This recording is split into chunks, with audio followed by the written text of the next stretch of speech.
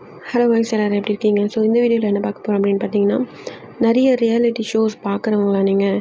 தீவிரமாக எங்கே இருந்தாலும் ஃபோனில் பார்க்குறது வெறிக்கொண்டு பார்ப்பீங்களா? ஸோ ஒரு காலத்தில் நானுமே அப்படி தான் இருந்தேன். எதுவாக இருந்தாலும் பார்த்துருவேன். அந்த ஷோவில் எது போட்டாலும் நான் பார்ப்பேன். அந்த அளவுக்கு ரொம்ப பிடிக்கும் அந்த ஷோ. எந்த ஷோன்னு நான் பர்டிகுலராக சொல்ல விரும்பல. நான் நார்மலாக சொல்கிறேன், காமனாக. நீங்கள் உங்களுக்கு புரிஞ்சது தெரிஞ்சுது அப்படின்னா கமெண்ட்டில் சொல்லுங்கள். சரி, ஓகே.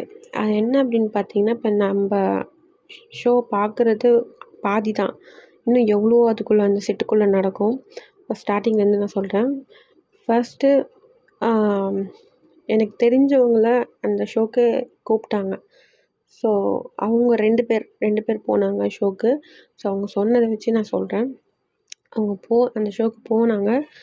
போயிட்டு அங்கே என்னலாம் நடந்ததுன்னு நான் சொல்கிறேன்.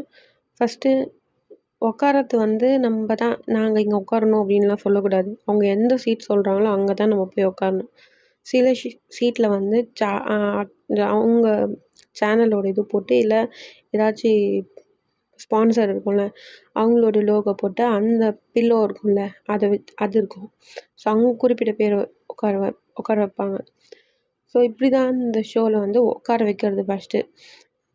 அந்த ஷோவில் நம்ம கொஞ்சம் பேர் தான் காமிப்பாங்க. ஆனால் நிறைய பேர் இருப்பாங்க அந்த ஷோவில். அப்படி போயிட்டு அவங்க உட்காந்துச்சது லாஸ்ட்டில் போய் உட்காந்துச்சாங்க. சரி, ஓகே, உட்காந்தது முடிஞ்சிச்சு. இப்போ ஷோ எப்படி நடக்கும் அப்படின்னா, இப்போ நினச்ச மாதிரி பேச முடியாது. இப்போ நீ தான் பேசணும், இல்லை நீங்கள் தான் பேசணும் அப்படின்லாம் கிடையாது. இல்லை எனக்கு தோணுது நான் பேசணும், மைக் கொடுங்க அப்படின்லாம் நமக்கு கேட்க முடியாது. அவங்களா யாரை சொல்கிறாங்களோ அவங்க தான் நம்ம பேசணும், அவங்க தான் பேசணும். அதே மாதிரி பில்லோ வச்சுருப்பாங்கன்னு சொன்னேன்ல, அவங்கள தான் அடிக்கடிக்கு பேச வைப்பாங்க. அது ஒரு ட்ரிக்ஸ் மாதிரி. இப்போ நிகழ்ச்சி கம்போஸ் பண்ணுறவங்களுக்கு தெரியாது. அந்த ப்ரோக்ராமுக்கு நிற்கிறாங்கள, அவங்களுக்கு தெரியாது இவங்கெல்லாம் யார் அப்படின்னு சொல்லிட்டு. ஸோ ஆனால் அதை அரேஞ்ச் பண்ணுறவங்களுக்கு இவங்க அப்படின்ட்டு தெரியும். அவங்க தான் ப்ராப்பராக உட்கார வைக்கிறது எல்லாம் பண்ணுறது. ஸோ அவங்க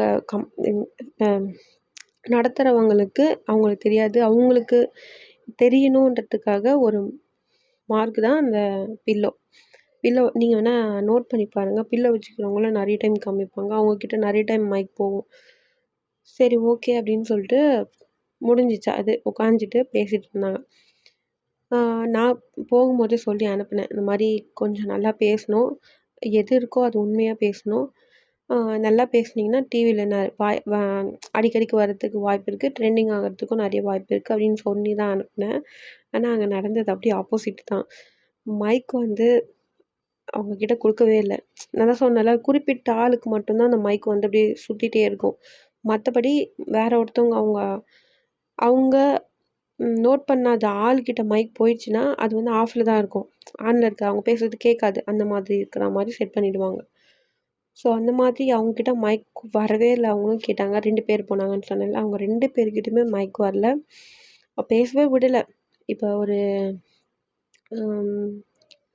எக்ஸாம்பிள் என்ன சொல்லணும் அப்படின்னு பார்த்தீங்கன்னா, ஒரு துணி கடைக்கு இன்வைட் பண்ணுறாங்க. நீங்கள் போகிறீங்க. போகும்போது உங்களை நாங்கள் சிசர் கட் பண்ணி வர வைக்கிறதுக்காக உங்களை வர சொல்லலை. உங்களை ஒரு ஷோகேஸ் பொம்மையை நிற்கிறதுக்காக உங்களை வர சொல்லியிருக்காங்க.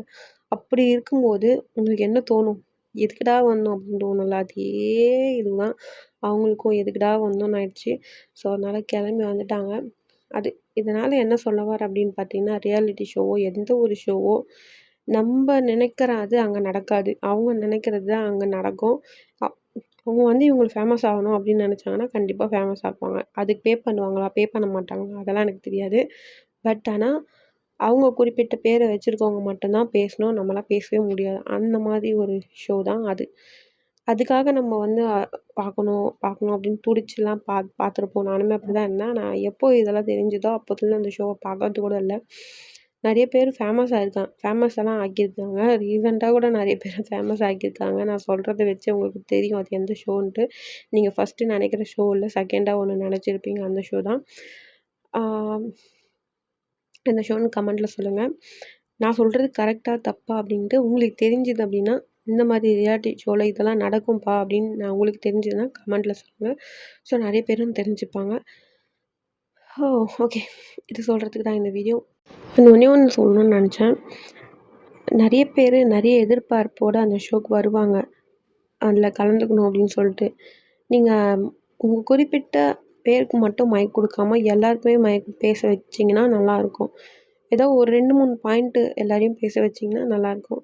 ஸோ அவங்களுக்கும் ஓகே நம்ம நம்ம அந்த நிகழ்ச்சியில் கலந்துருக்கோம், நம்ம பேசியிருக்கோம் அப்படின்னு அவங்களுக்கும் ஒரு சந்தோஷம் இருக்கும்.